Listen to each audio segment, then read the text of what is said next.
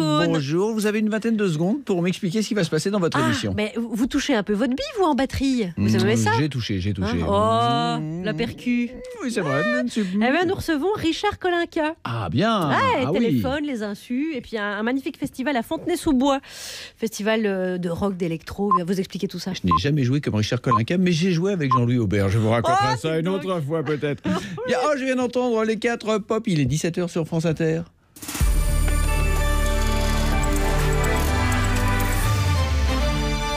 Les infos, Laetitia Gaillet. Avant le mardi de contestation, le lundi de démission, la majorité salue aujourd'hui le courage de Jean-Paul Delevoye.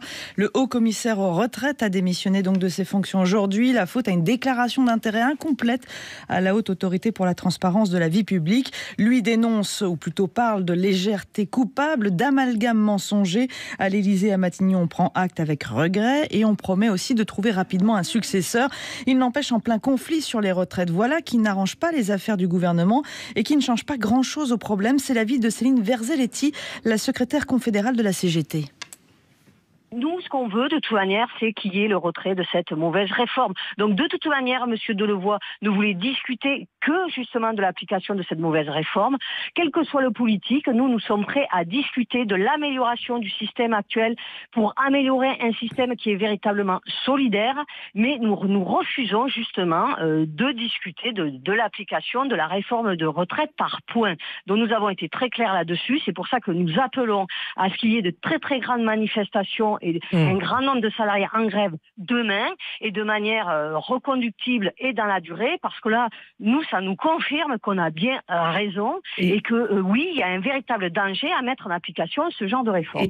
Des propos recueillis par Frédéric Carbone. Et précisément, demain, ce sera la 3e journée de mobilisation interprofessionnelle. Un point sur le trafic. La Direction générale de l'aviation civile appelle ce soir les compagnies aériennes à réduire de 20% leurs vols au départ et à l'arrivée d'Orly. Du côté de la SNCF, le trafic sera plus perturbé que ces derniers jours.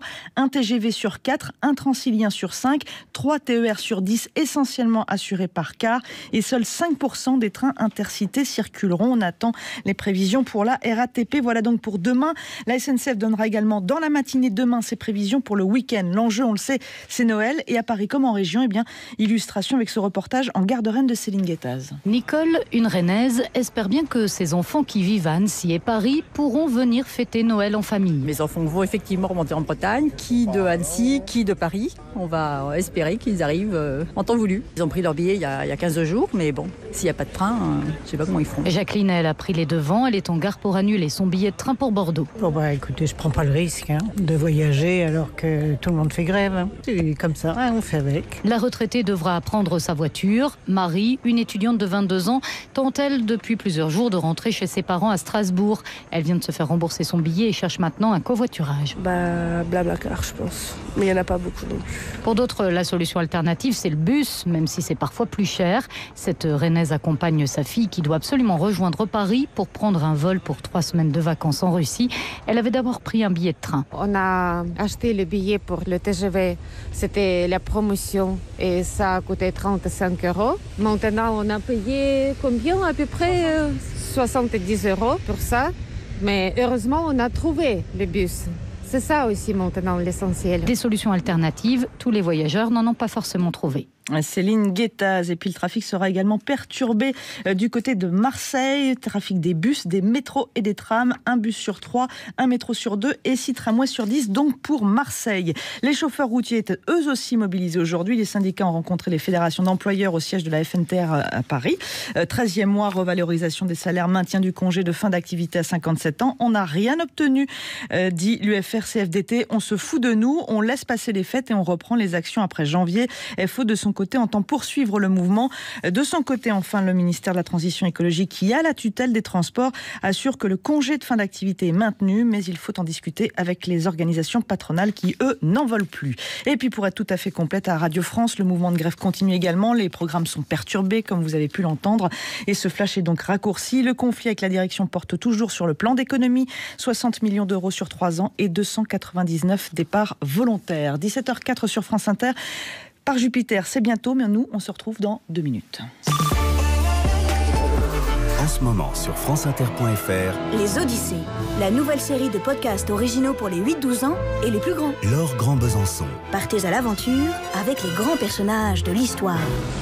Merlin, le roi Arthur, la grotte de Lascaux, une aventurière dans l'Himalaya et Bonnie et Reed, 2 femmes pirates intrépides. Oh, hé, attention aux dragons. Les Odyssées, de l'histoire et du mystère, des nouveaux épisodes à télécharger sur franceinter.fr. Et sur l'application mobile France Inter.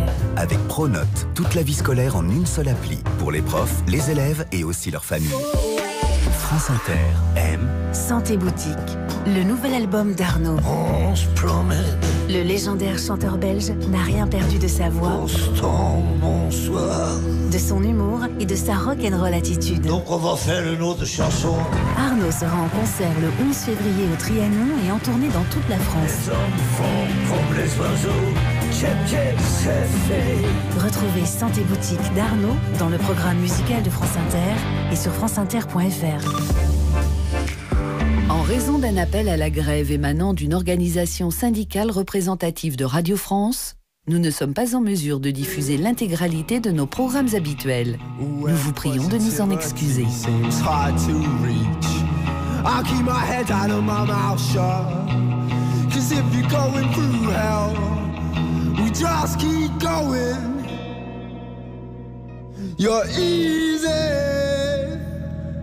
So easy.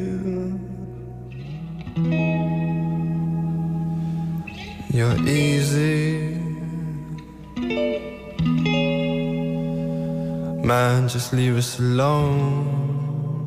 I'll be 1 minute on the phone. Vous écoutez France Inter.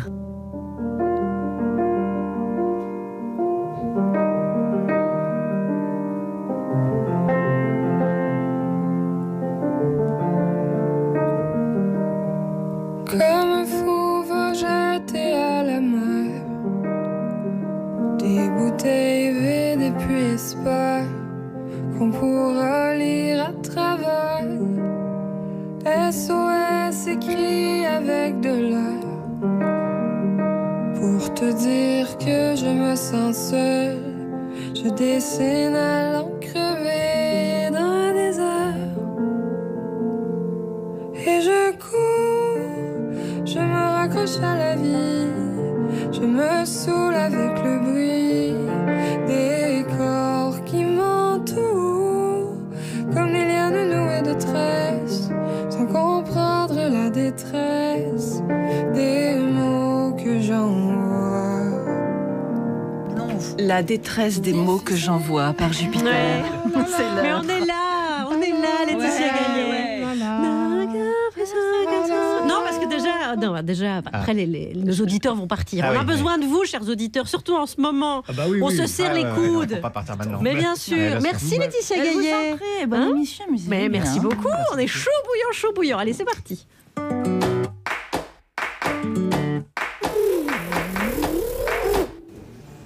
« 9h30 à la machine à café. » Je suis bien contente, les amis, parce qu'aujourd'hui, on retrouve un petit peu de ce qui fait le sel de notre émission. Oui, une personnalité populaire qui fait du rock à l'ancienne. Comme moi. Hein. Alors à un autre niveau, parce que c'est Richard Kolinka. Le quand batteur même. de Téléphone. Mais Téléphone, c'est un petit peu comme nous. Oui, c'est vrai, ils sont de gauche. Oui, donc un peu comme nous. Hein. Une équipe forte. Comme nous. Et puis ils ont changé de nom, les Insus. Oui. Comme nous. Et ils sont sur scène depuis 30 ans. Bientôt comme nous. Peut-être que dans 30 ans, on va se reformer. Sans toi, parce qu'ils reprennent pas les filles, en fait. C'est marrant de se dire tout ça. On aura tous fait carrière solo. Oui, qui aura rempli des zéniths, des stades de France. Alex, revient sur Terre, on fait quand même que de la radio. Mais on a quand même des tubes. Le journal de presque 17h10. Bonjour, la France Inter. Moi, j'aime bien aussi Richard Kolinka parce que c'est pas non plus lui qui prend toute la lumière. Oui, c'est vrai, c'est pas celui qui se met en avant. Mais non, mais la modestie, c'est tout nous. Mais attends, mais sans Richard, pas de New York avec toi. Quelques minutes plus tard. En plus, Louis Bertignac, on a déjà eu. Quelques minutes encore plus tard. Mais sinon, on le reçoit quand, Jean-Louis Aubert?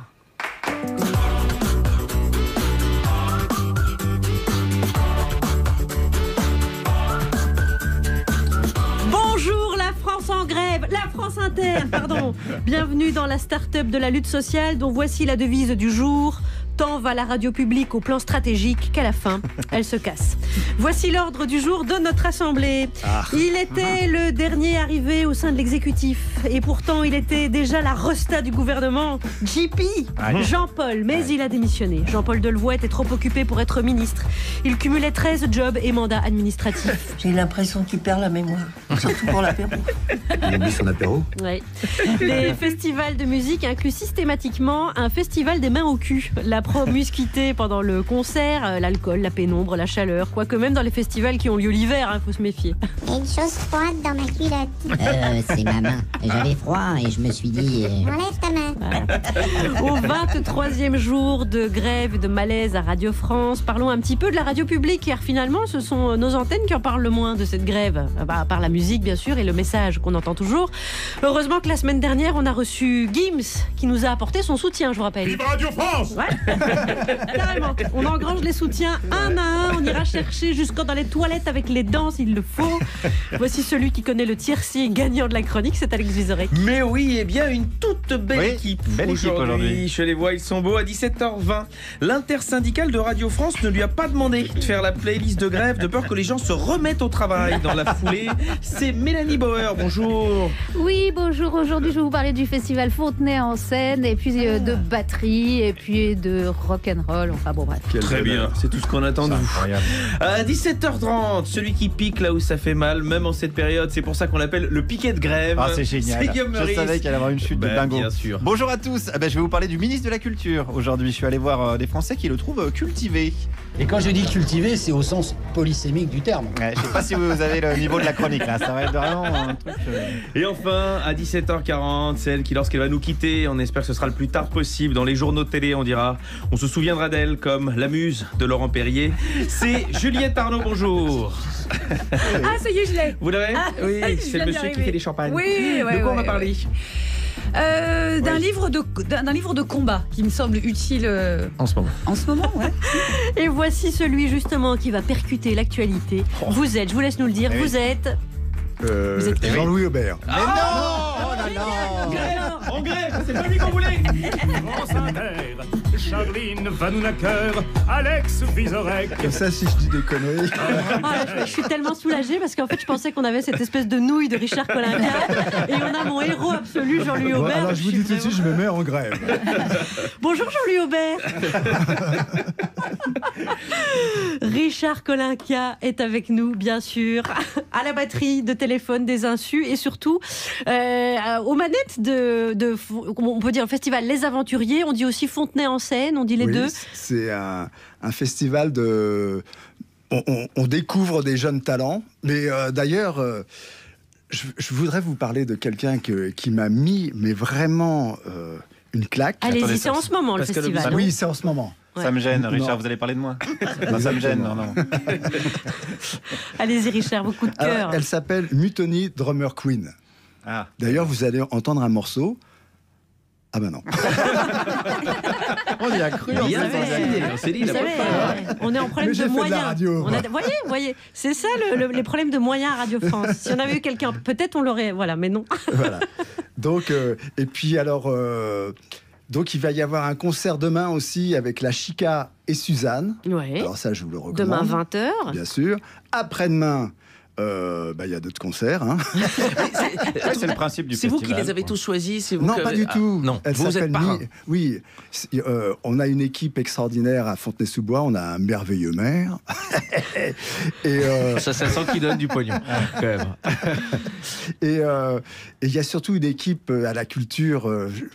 Je sais pas, vous allez peut-être recevoir le ministre de la Culture. J'espère, mais on n'a pas de nouvelles. Moi non plus. Mais bon.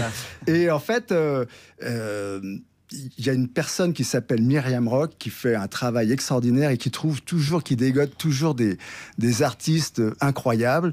Et il y avait d'ailleurs une autre jeune femme qui est passée il y a quelques jours au festival qui s'appelle la Dame Blanche, qui est une cubaine incroyable. Elle a ouvert le festival. Oui. Hein. Mais c'est extraordinaire. Ouais, c'est un cocktail de sons explosifs fusionnant Nueva Cumbia et musique urbaine. Alors là, je suis sur le cul. Richard Kolinka, déjà, il faut dire à nos éditeurs que, vu le contexte, vous avez déjà maintenu tous les concerts. Exactement. Et qu'il y a un bus gratuit depuis Nation. Exactement. Qui permet... c'est marrant parce que c'est là où s'achève la manif de demain, Nation. Oui. Vous pouvez aller manifester de Répu à Nation. Ah ouais, et après génial. Prendre le bus et aller demain soir voir La Chica et Suzanne, voilà. bien sûr. Mais en plus, c'est un super concert. C'est 8 € l'entrée. Ouais. Alors n'attendez pas d'aller les voir à Bercy pour 60 €, 8 €. Ça veut dire qu'aujourd'hui on peut encore faire des prix démocratiques pour des festivals, vous en sortez comme ça? Pour les insus par exemple, parce qu'on a des places à 8 €. Ouais. Je savais que j'allais regretter d'être venu. C'est un piège. Non. Comment on vous fait me troublez, vous me troublez. Il y a une volonté démocratique. Mais oui, c'est ce que c'est grâce à la mairie. Ouais. Voilà, on bien sûr. aurait une mairie de droite, on pourrait jamais avoir ça.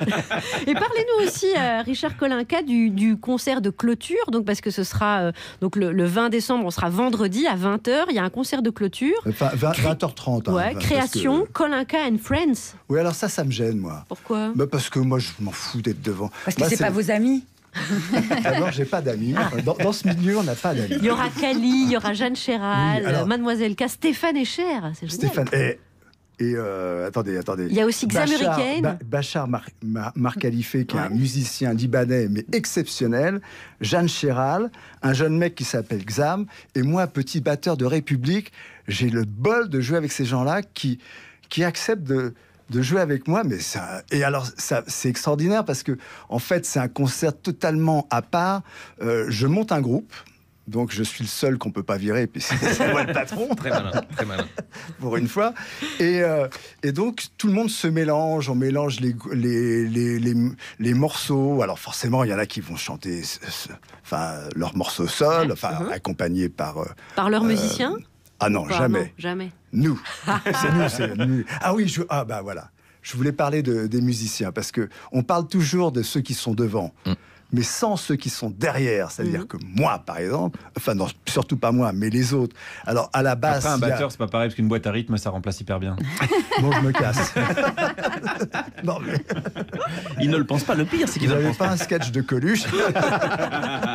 Non, mais l'importance des musiciens que vous mettez... Oui, j'arrête pas de leur dire. C'est très important, parce que c'est des gens... on les entend, mais on ne fait pas trop attention à eux, alors qu'ils sont exceptionnels. Alors, à la basse, il y a Alain Verderosa, c'est le seul instrument qu'on entend quand il s'arrête, la basse. Quand il s'arrête, on se dit « Ah bah merde, il manque quelque chose. » Et à la guitare, il y a Philippe Verderosa.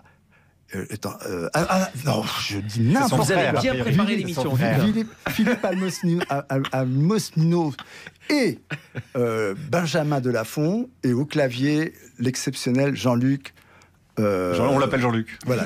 On redit ça. Tiens, c'est Jean-Luc qui a ramené son clavier. Il est toujours avec son clavier. Moi, on m'a dit que c'était Jean-Paul Delevoye au clavier, s'il avait un contrat avec vous. Exactement. Ah, ben mais voilà, c'est ça. Il ne faut pas le dire. Et ça, c'est donc au Festival Les Aventuriers à Fontenay-sous-Bois. Ça a commencé le 11 décembre et ça se termine vendredi. Et donc, je rappelle, si vous avez la chance d'être dans le coin, ou si vous manifestez même demain. Même si vous n'êtes pas dans le coin. Il y a des bus depuis Nation et puis voilà. Et alors, j'ai la chance parce que ces artistes viennent gratuitement parce qu'on va reverser. Qu'est-ce qu'on est généreux. Bien joué. On va reverser tous les bénéfices à 2 associations. Alors, ma femme, elle m'a...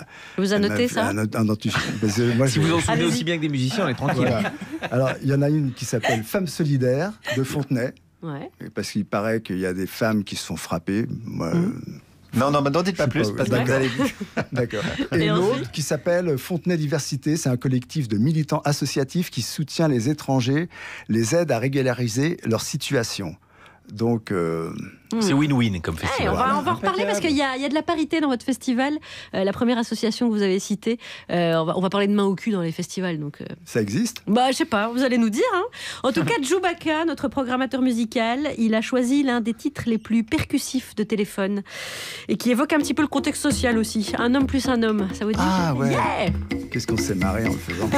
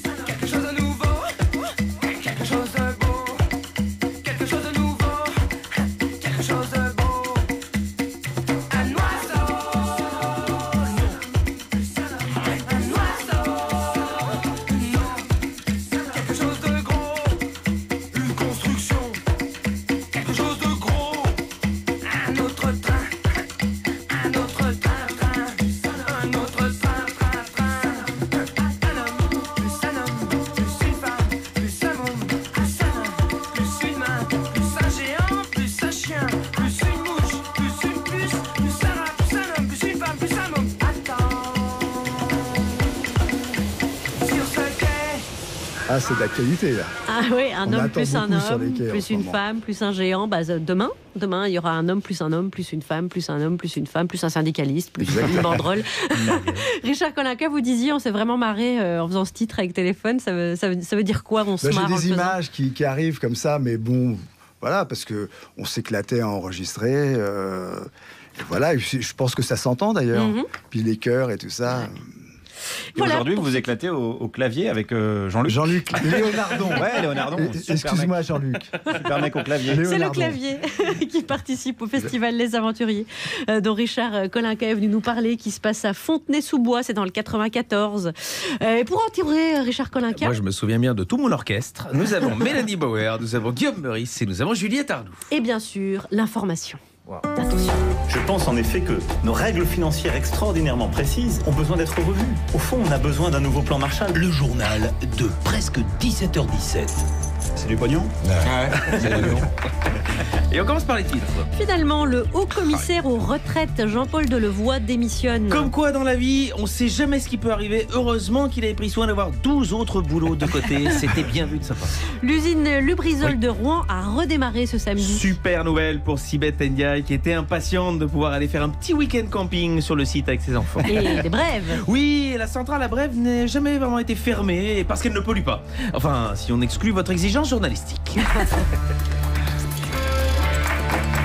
Quel week-end, mon Jean-Paul. Oui. Quel week-end. Oui, on apprenait qu'il déclare finalement 13 mandats, 13 dans sa déclaration d'intérêt, en lieu et place de 3 petites mentions dans la première mouture du document. Et là, on s'est dit, à ce niveau-là de conflit d'intérêt, il était prêt à postuler pour un 14e mandat, celui de maire de Levallois-Perret, et puis bim. Et aujourd'hui, Jean-Paul Delevoye a présenté sa démission du poste de haut-commissaire aux retraites. Ça, on pouvait pas le savoir, nous. On n'est pas des Christophe Barbier. Non, mais alors ça, c'est pas le bon exemple, je crois. C'est quelqu'un qui sent la politique. Il s'est même payé, il va payer pour ça. Hein, ouais, donc, Barbier, ce matin...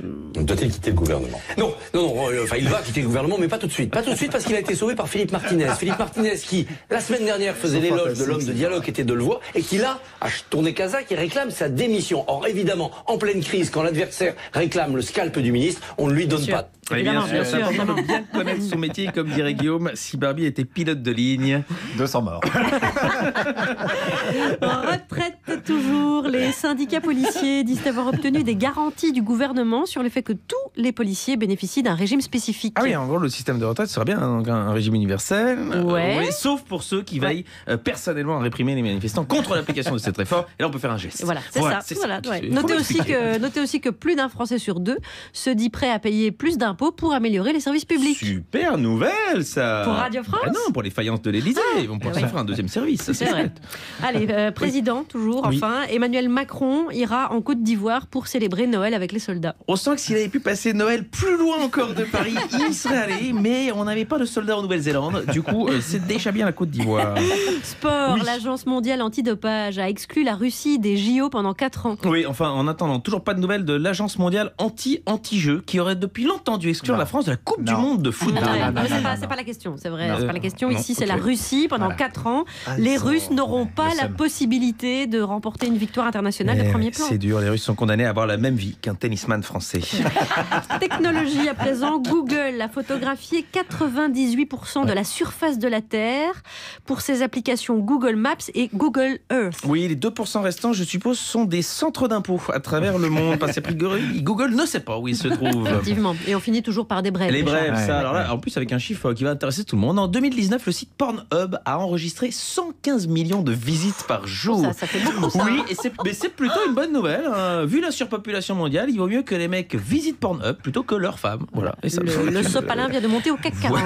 Et la dernière ? Et la dernière, un peu triste, fait divers, une nonagénaire a été retrouvée morte dans un cimetière. Dans quelle société on vit ? Où on vient à l'ubérisation des pompes funèbres. J'y ai rendu toute seule. C'est dit comme ça, on gagne du temps. 17h25 sur France Inter. C'est l'avenir, c'est l'avenir. 17h25 avec Richard Kolinka qui nous accompagne. Et on va aborder ce premier sujet. Oui, on est une équipe, vous savez, on est une équipe. A Star is Born. Jean-Paul, VP, Jean-Paul Delevoye, le ministre des retraites, enfin le haut commissaire, on ne sait plus très bien. Mais bref, il a foutu le bordel dans toute la France. Et maintenant, il vient de démissionner. Voilà, donc on nous avait promis promis un nouveau 1995, mais c'est encore mieux. D'ailleurs, Juppé est mort de rire. Jean-Paul Delevoye cumulait 13 jobs, dont beaucoup de bénévolat dans les associations d'aide au conseil d'administration des grandes entreprises. Jean-Paul laissera l'image d'un homme hyperactif avec son corollaire. Comment s'y retrouver avec toutes ces activités ? T'as regardé dans ta banane? Ah bien sûr, je regarde dans ma banane. Première chose que j'ai fait, je regarde dans ma banane, forcément. Et t'as regardé dans tes poches arrière? Oui, ma poche arrière aussi. Dans ta poche revolver? C'est pareil, la poche revolver, la poche arrière, c'est la même, hein. Tu les as quand même pas mises dans le frigo. Je sais pas, des fois je fais des trucs, trop con. Ils s'appellent Nanty et Jean-Paul Rouvre dans Les Tuches en Amérique. Que vous passiez tout le son. Non, on a nos limites. Donc, alors j'ai une première question qui n'est pas forcément évidente, Richard. On ira sur du plus facile après. Mais je commence par le plus pointu. Jean-Paul Delevoye, c'est vrai, quand on l'a vu, on s'est dit, il a la tête de l'emploi, mais lequel? Oh la vache. C'est une question de travailler. La tête de l'emploi, mais lequel? Je ne vois même pas sa gueule. Ouais. Alors ça c'est con parce que vous y perdez quelque chose. Ça, oui, j'imagine. Vous avez vécu dans une bulle ce week-end, Richard. Exactement. D'accord. Alors, donc vous n'avez pas suivi ce feuilleton. Est-ce que ça vous est arrivé de façon un peu parcellaire ou Si, parce qu'encore ce matin, vous m'avez dit... On va en parler de Jean-Paul. Voilà, on donne les sujets aux invités le matin. matin. Voilà, exactement. C'est pour ça que vous avez eu l'info donc. Oui, j'ai eu l'info, effectivement. On allait en parler, mais parce qu'il était toujours là. Et c'est vrai, finalement, c'est vrai. Tout d'un coup, vous me brisez le cœur, il n'est plus là. Vous n'avez pas eu le temps de vous attacher donc. Non, je dois dire que c'est... Mais vous trouvez pas qu'on a rarement le temps de s'attacher avec ce gouvernement? Parce qu'on a eu Richard Ferrand, bon, et après il a dû partir avec les Mutuelles de Bretagne. On a eu Sylvie Goulard, assistant parlementaire modèle. François Bayrou a dû partir. François de Rugy a dû partir. On n'a pas le temps. Hein. Par exemple, est-ce que vous savez quel est notre ministre de la Culture? Alors, on va en parler. On va en parler de l'agriculture. Ah oui, c'est ça. Je vous ai vu, vous hésitiez. Il y a eu de la bonne Guillaume va en parler parce qu'on le cherche. Effectivement. Je me dis, est-ce que Richard Colinca, ça vous est déjà arrivé d'oublier que vous aviez un job ou un mandat quelque part? Je vais pas vous le dire, je vais me faire virer. Malin. Mais oui, vous aviez même une obligation Non, jamais. Mais c'est vrai que ça me manque, ça. Visiblement, ça a l'air pas mal. C'est un bon job. Hein. Et est-ce que vous suivez la politique ou alors ça vous passe complètement au-dessus de la tête?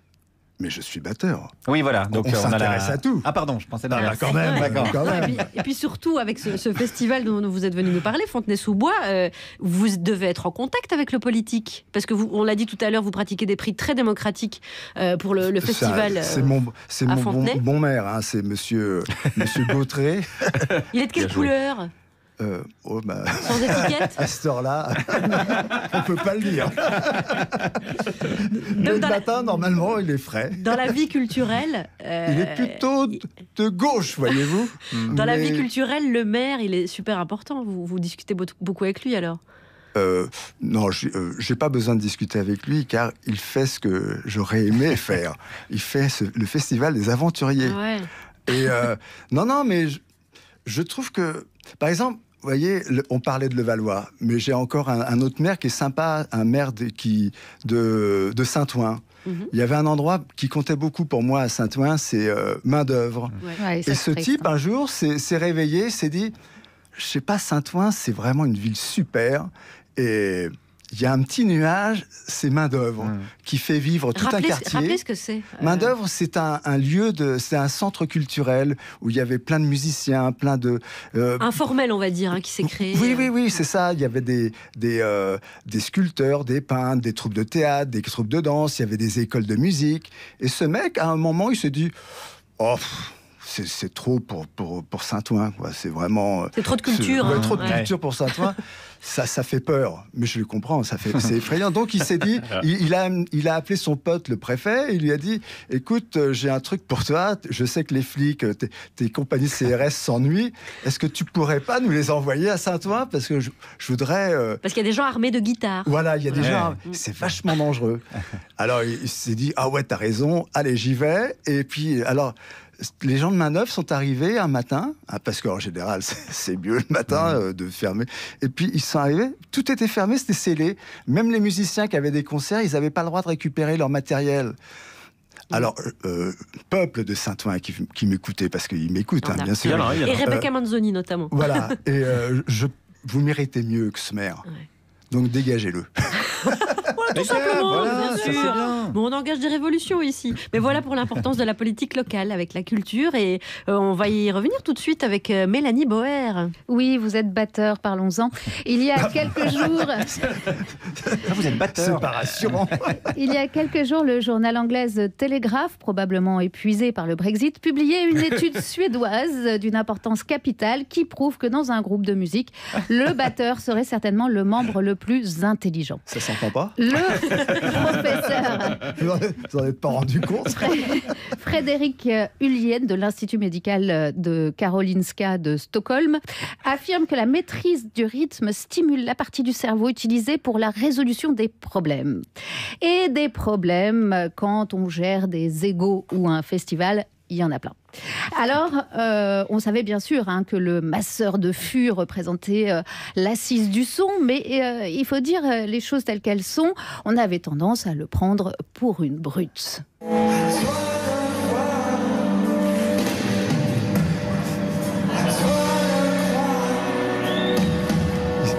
Casser la gueule là. Ah mince. Ah, brutal quand même ce garçon. Aujourd'hui, justice est rendue donc, et c'est donc Richard Kolinka, l'homme orchestre, que l'on accueille pour le Festival de Fontenay. Les Aventuriers, dont le grand final aura lieu vendredi avec un casting tourbillonnant, Kolinka and Friends, à savoir Kali, Mademoiselle K, Xam de The Voice, Jade Chéral, Stéphane Escher et Bachar Mar Khalife. Alors, j'adore Bachar Mar Khalife. Khalife arrive en France à 6 ans pour fuir la guerre du Liban. Il est formé au Conservatoire de Paris. Il est virtuose, incroyable musicien. Et j'aime particulièrement ce titre, Yanas, adapté d'une chanson traditionnelle du Koweït où il joue du piano comme d'une percussion. C'est intelligent. On va le jouer.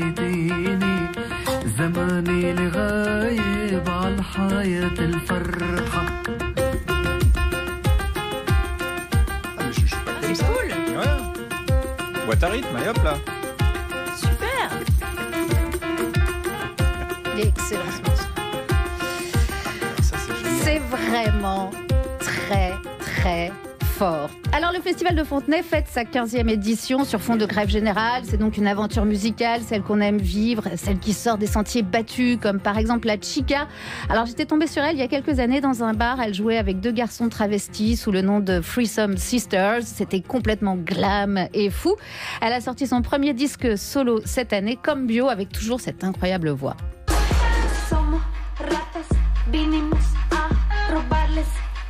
Servirnos en su piel, la rica y generosa, pero les aseguramos que dejaremos todo mal.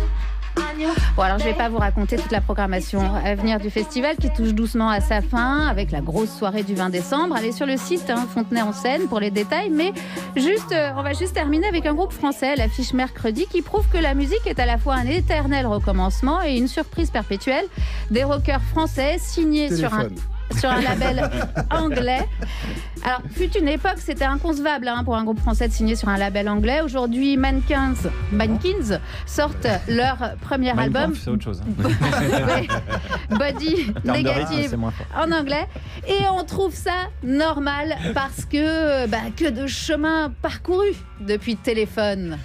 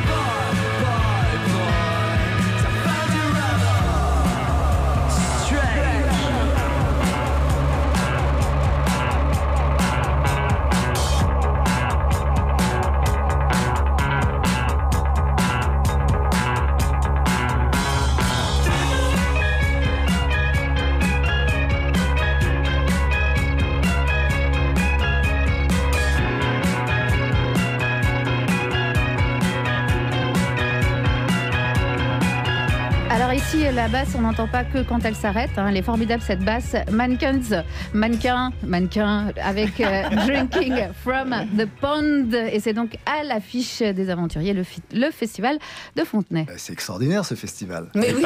C'est génial. Non, mais j'ai vu alors, il faut quand même que je vous le dise parce que j'ai vu quelque chose exceptionnel. Vous pouvez me faire confiance, chers auditeurs. Richard Kolinka, Voilà. allez-y. Mutiny Drummer Queen. Voilà, c'est tout. D'accord. Vous validez, Valérie Je ne Bord connais pas. Mais c'est génial. On ne peut pas tout savoir. Et au clavier, il y a Jean-Luc Léonardon. Léonardon, Il est c'est un partout. super gars. Jean-Luc Léonardon. Dès qu'il va placer son clavier, hop, il arrive, clavier, bim. Fontenay-sous-Bois. Et si vous êtes à Paris, sachez qu'il y a des bus gratuits qui démarrent de Nation. Et comme demain à la manif, c'est Répunation. Voilà. On peut Vous voulez enchaîner. pas le bus à Richard. C'est vraiment malin, c'est vraiment malin. Guillaume Meurice, vous êtes avec nous. Oui, je suis là. Vous aussi, bien vous sûr. allez dans la rue. Oui, je vais vous parler de la 4e semaine de conflit à Radio France. Toujours aucune solution trouvée. Alors, pour rappel, la direction veut supprimer près de 300 postes. Alors, 300 postes, ça correspond au nombre de postes que Jean-Paul Delevoye n'a pas encore déclaré. Voilà, pour vous donner une idée, c'est beaucoup. C'est beaucoup. Sybille Veil, la directrice de Radio France, a dit dans le JDD hier que, je la cite, l'immobilisme n'est pas à l'ordre du jour. C'est pour ça qu'on pensait qu'elle allait se barrer, en fait. Elle a dit, vas-y, puisque tu veux pas être immobile, barre-toi. Et en fait, non. C'était pas ça qu'il fallait comprendre. Alors, moi, je lui en veux pas du tout. Attention, que les choses soient claires. Elle est payée pour faire un métier. Elle le fait. Voilà. Si à Monoprix, les petits pois, ils sont dégueulasses, on n'engueule pas le chef de rayon. Voilà. Ça, tu vois, c'est pas le responsable. Et chez nous, le responsable s'appelle le ministre de la Culture. Et donc, c'est le fameux. Oui, alors, c'est quoi attends, c'est qui son nom Si, c'est Jean-Pierre Madère. Non. Jean-Pierre Madère, Macumba. Non, le grand, là, qui a le charisme. Jean-Luc. Delevoye. Non, ça, c'est celui qui fait les claviers. Mais comment il s'appelle, le ministre de la Culture? Francis Huster. Non, lui, il fait du mal à la culture, mais c'est pas lui. Bon, alors attendez, bougez pas. C'est un ministre de la Culture, donc il doit être vachement populaire, vachement aimé du peuple de France. Il doit y avoir une cote de popularité de Maboule. Donc je suis allé demander aux gens directement dans la rue. Attendez, qui est le ministre de la Culture? Oh, je me souviens plus, non. C'est dur, hein? Non, je me souviens plus. J'ai ma cousine qui est secrétaire générale à la culture, mais je ne connais pas le nom de... Au ministère de la Culture? Oui. Elle travaille là-bas? Oui. Et vous vous souvenez plus du nom? Non. Non, merde, va falloir retrouver la cousine avant, ça se complique. Et encore, c'est pas certain que la cousine, elle sache qui c'est, quoi. La dernière fois, au ministère, elle a serré la main au ficus directement. Bon, on est perdu. Je continue quand même. Alors, c'est qui le ministre de la Culture? Je sais qu'il est place Jeanne d'Arc, vers la statue de Jeanne d'Arc, mais après, je sais pas. C'est vrai qu'il est par là-bas, ouais. Il se cache par là, dans les beaux quartiers, mais après... Et c'est vrai, vous vous souvenez plus de son nom? Non. Il vous ressemble, d'ailleurs. Les cheveux... Un peu poivre et sel, non? Non mais c'est vrai. C'est vrai. Alors attendez, je retire ce que j'ai dit tout à l'heure. C'est vrai que dans mon souvenir, il est assez beau gosse. Il est grand, beau, très très musclé. Non, c'était un piège. Oh là là. Bon, je suis désolé, ça nous avance pas plus. J'ai continué mon enquête. Qui est le ministre de la Culture? Ah ben si, c'est Postier, comment il s'appelle? Le grand blond. Mais si, il a été... Mais si. Mais c'est Postier... Pastier? Je le vois très bien. Attendez, un grand blond? Je le connais, un grand blond. Non, parce que c'est pas, il est pas blond. Si, il est blond. Ah merde. On avait bien avancé dans le dossier, maintenant voilà qu'on recule. On dirait la CFDT. Putain. C'est vrai que plus la réforme avance, plus la CFDT recule. Comment veux-tu? Enfin bon, c'est pas la question. La question c'est, je sais pas, qui est ministre de la Culture en fait? Ah, c'est France... Franck Sauzet. Non, je connais pas le nom exact. Ça se finit en ER, mais France Prisner ou un truc comme ça. Voilà, France Prisner, voilà. On y est presque, putain, j'ai l'impression. Ça me dit quelque chose, Prisner. C'est un nom de médicament un peu. À mon avis, c'est un diurétique. C'est pour faire pisser dans les violons, je pense.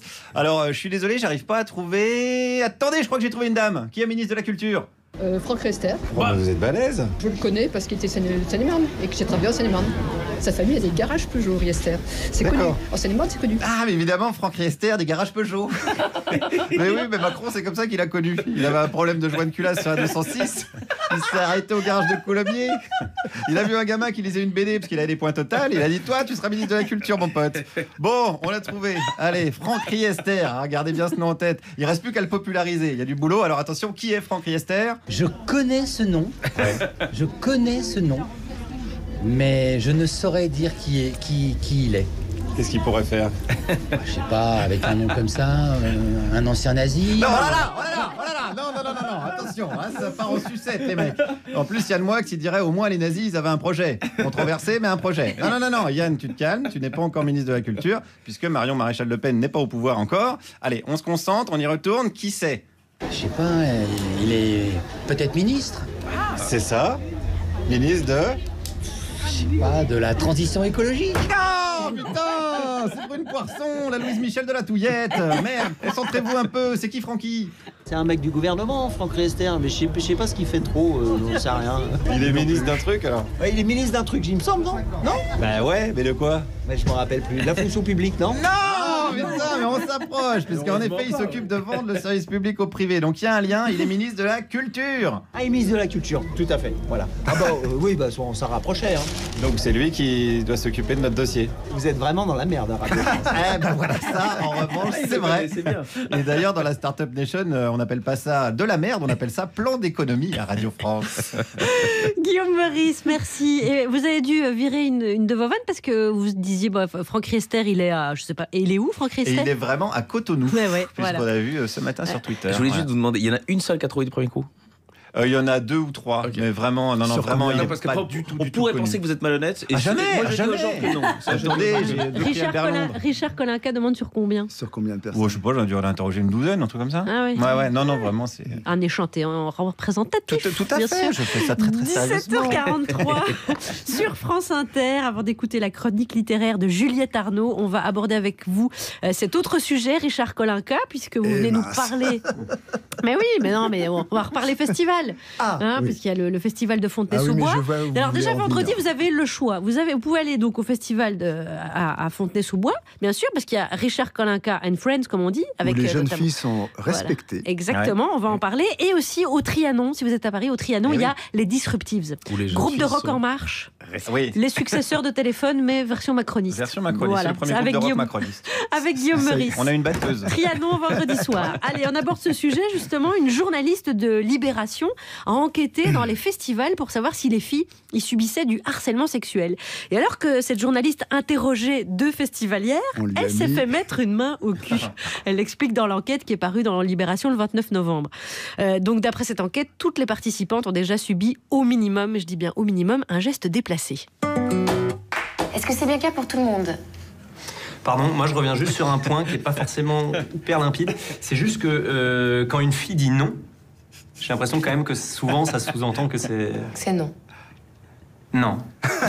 D'accord. Ah ouais. Ah, faut bien... c'est pas si simple, faut bien choper le truc. C'est Pierre Ninet et Angèle dans le clip Balance ton quoi. Alors, dans votre festival, Richard Colinca, Les Aventuriers, est-ce que vous appliquez la parité, il paraît? C'est vrai, ça? Bah oui, là, surtout cette année, il y a 60% de femmes, de jeunes, de chanteuses. Je parle des artistes. Ah bah c'est pas la parité alors, dis donc. Maintenant, on se fait avoir. Ah bah alors. Donc, mais j'ai remédié. Vous nous aidez bien, Richard. Le dernier soir, il y en a que 2. Bon, ça va, c'est équilibré. Voilà.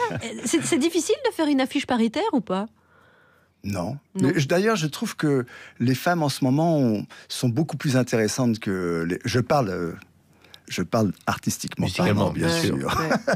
Pour le reste, on est beaucoup mieux. Plus intéressante que les artistes hommes pour l'instant, dans le milieu musical. Oui. Vous trouvez pas? Oui, c'est vrai que... Attendez, je vais vous citer Mutoni dans Robert Ça y est, il refait son affiche. Attendez, je me disais, est-ce que c'est un fait connu des artistes comme vous, avec votre carrière, que les filles ont à subir du harcèlement et des mains au cul? Ils étaient un peu macho au téléphone. Oh, attention. Vous êtes copine avec Corinne? Eh bien, elle est là. Ah, j'ai lu son livre. Ah, elle a écrit un livre. Donc. Nous, on l'embrasse. Non, mais moi aussi, je l'embrasse pas, mais je l'embrasse quand même. Non, mais mais je veux dire, c'est un fait pas connu. Du tout. Alors là, franchement, s'il y a bien un groupe où on était mais vraiment adorable avec la gente féminine, c'est bien Téléphone. On lui portait son ampli, elle avait un ampeg énorme. Bah, manquerait plus que ça, dites donc. Bah, attendez. Bah, quand même.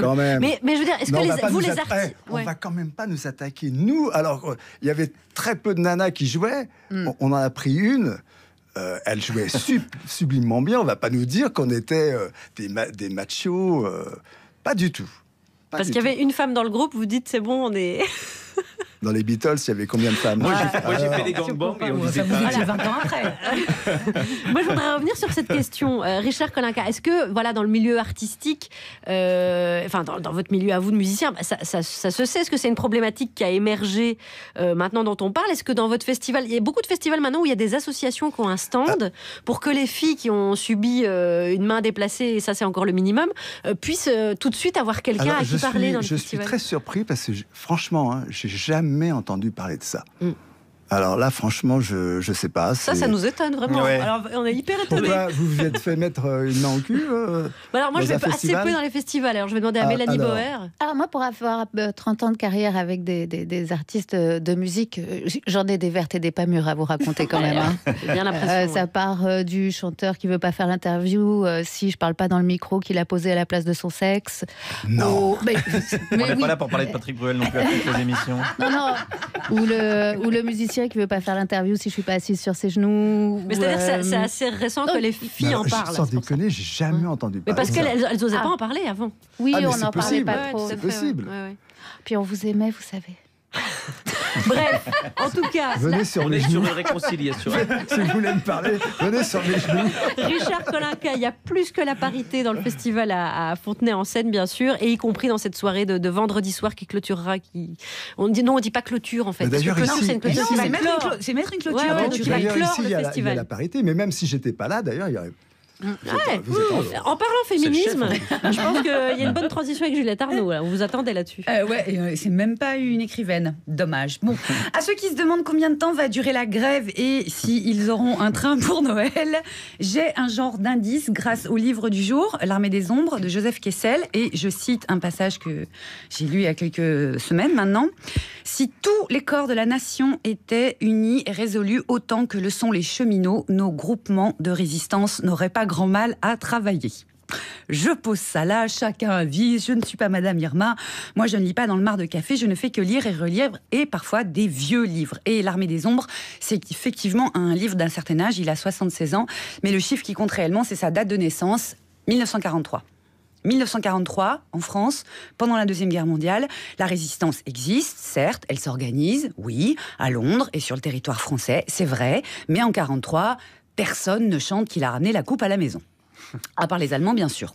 Et si vous êtes en train de vous offusquer, mais de quoi elle nous rebat les oreilles, la mère Arnaud, avec ses chansons, là, c'est bien le moment de penser à chanter.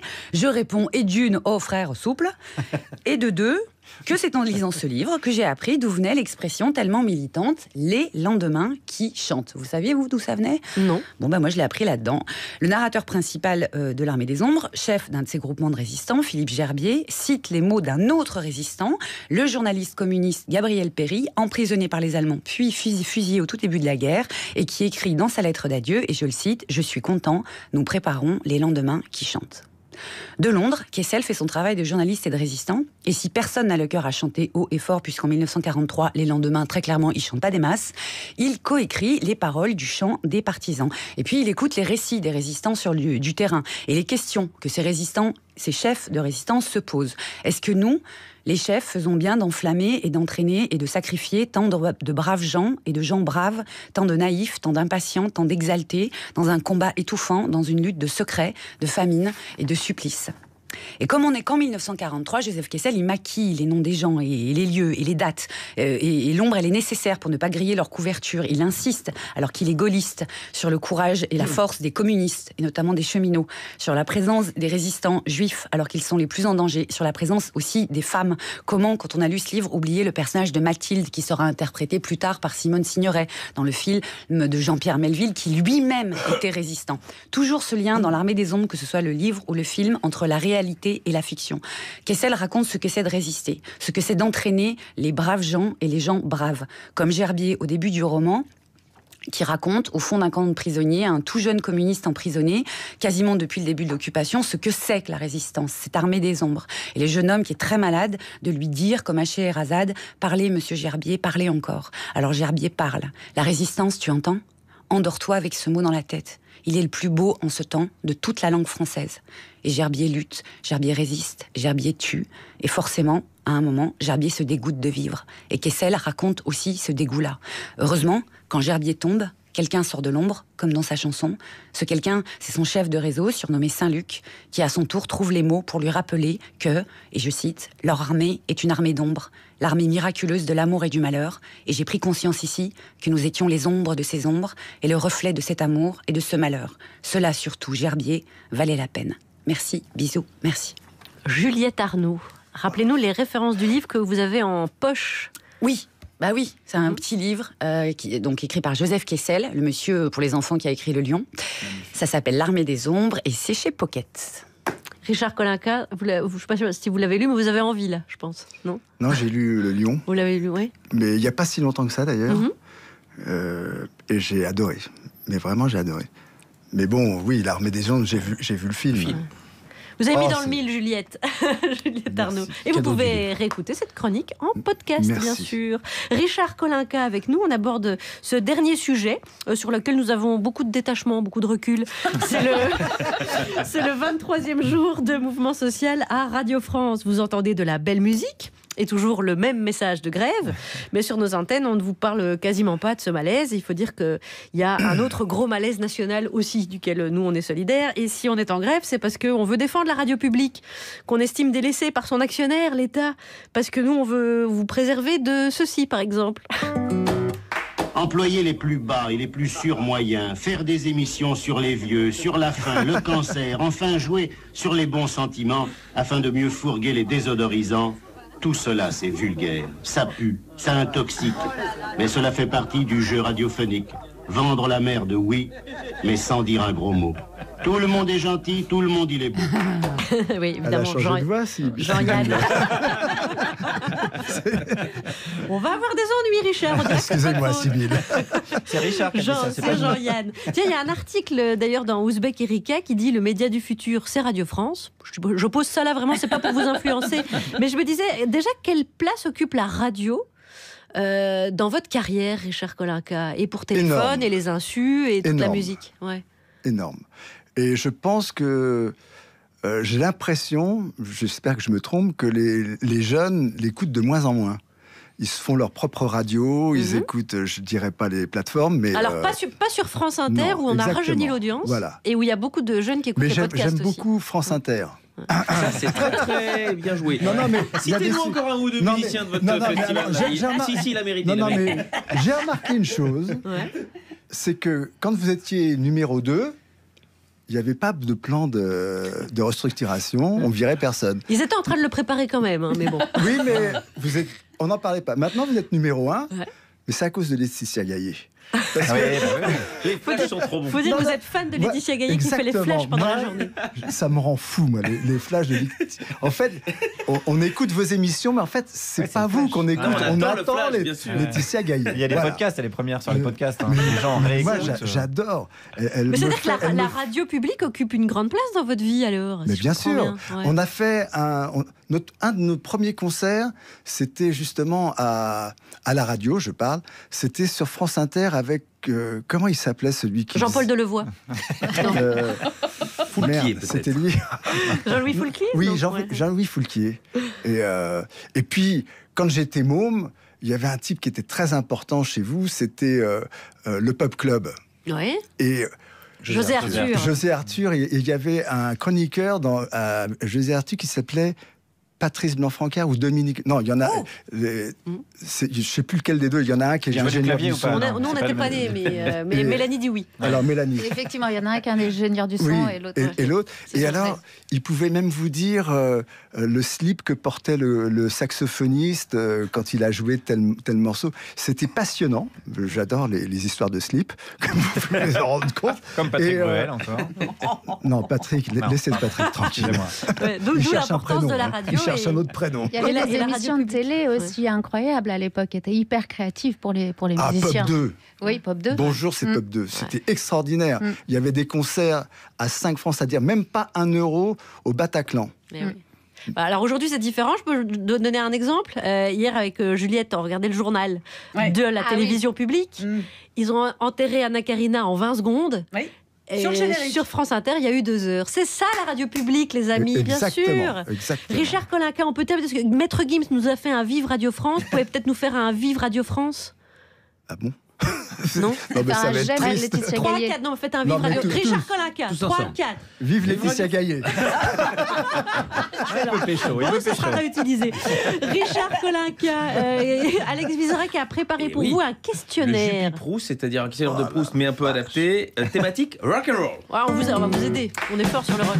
Sur une échelle de 0 à 10, vous vous sentez Rolling Stones à combien? Oh là, mais c'était avant ça. Bah, vous pouvez donner un chiffre. Bah maintenant, je me... Voilà. 7 Voilà. 7 Alors, c'est moins que 0,5 quoi. Attention, parce que non, mais j'ai beaucoup aimé. Ah, d'accord. C'est un 6. Mais grâce à mon fils, maintenant, je suis tourné vers le rap et il n'y a plus que ça qui m'intéresse. Alors, sur une échelle de 0 à 10, vous sentez Indochine à combien? Eh oui, il faut donner. Eh oui. Non, mais Sibylle, je vous comprends, Sibylle. Alors, attention. Johnny Hallyday a chanté « Je préfère le bon vieux temps du rock'n'roll, c'est la seule musique qui soit folle. » Vous êtes d'accord? Pour l'interrogation. Ah bon? Il a chanté ça? Il a chanté ça. Ah, vous n'étiez pas vigilant. Autre chanson, à mon avis, vous n'avez pas entendu. Et là, vous allez obligé d'avoir un avis. Eddie Mitchell, dans Siro Rock'n'Roll, dit « Mon pauvre rock'n'roll, ça y est, tu as été récupéré. David Bowie et Lou Reed t'ont rendu asexué. » Est-ce que vous êtes d'accord? Et vous n'êtes pas d'accord? Voilà, je m'attendais un peu. Je pense pas qu'il... Non, c'était une autre époque. C'était Mélanie. C'était une autre 71 avec cette... Dick Rivers a appelé un de ses albums Dick and Roll. Est-ce que c'est la meilleure idée qu'il ait eue? Faut demander à Antoine de Gaulle. Alors, si vous deviez être batteur, on vous oblige à partir en tournée avec soit Matt Pokora, soit Kenji Girac, soit Aya Nakamura, vous partez avec qui? Avec Sibylle Veil. On garde en jingle ça. On l'embrasse. Si vous deviez changer d'instrument, vous choisiriez quoi, Richard Kolinka? La guitare. Parce qu'au moins on peut l'amener où on veut. Plus facilement. Ouais, beaucoup plus facilement. C'est vrai ça. Le jour s'est levé. À quelle heure pour vous aujourd'hui? Très tôt, car je travaillais ce matin et vu les embouteillages, il fallait que je parte très tôt pour préparer le concert du 20 décembre à la salle Jacques Brel. Et il y a une navette gratuite de Nation. Allez, la dernière, parce qu'on aime bien cette question. Dans un incendie, vous sauvez quoi? Un chat ou une caisse de Saint-Émilion? Saint-Émilion. Richard Kolinka. On reçoit beaucoup de messages en général pour ce genre de réponse, mais... Pauvre petit chat. Richard Kolinka, je rappelle que le concert, le dernier concert vendredi, parce que le festival a lieu toujours ce soir, demain soir, après-demain soir, jusque vendredi, à Fontenay-sous-Bois, bien sûr. Ce sera Kolinka and Friends vendredi soir avec Kali. Moi, je préfère dire les aventuriers. D'accord, les Aventuriers, voilà. Festival des Aventuriers avec Bachar Marc Khalife, Mademoiselle K, Stéphane Escher, Jeanne Chéral et Xam Hurricane. Et les recettes de la soirée seront reversées à des associations locales de solidarité. Exactement. Richard Kolinka, merci beaucoup d'avoir passé ce moment avec nous. C'était un plaisir. Et à lundi. Avec Laetitia Gaillet. Et merci les amis, Mélanie Boer, Juliette Arnaud, Alex et Guillaume. J'aurais presque envie de vous dire à demain, mais... Non, demain je peux pas. C'est absolument impossible, j'ai des rendez-vous avec des tas de gens. C'est ça. Les éditions Radio France présentent Opéra de Paris, toute une histoire, de Jérémy Rousseau et Gérard Denisot. Entre chefs-d'œuvre et épisodes historiques, parcourez les plus grands moments qui ont fait l'épopée de cette institution hors norme.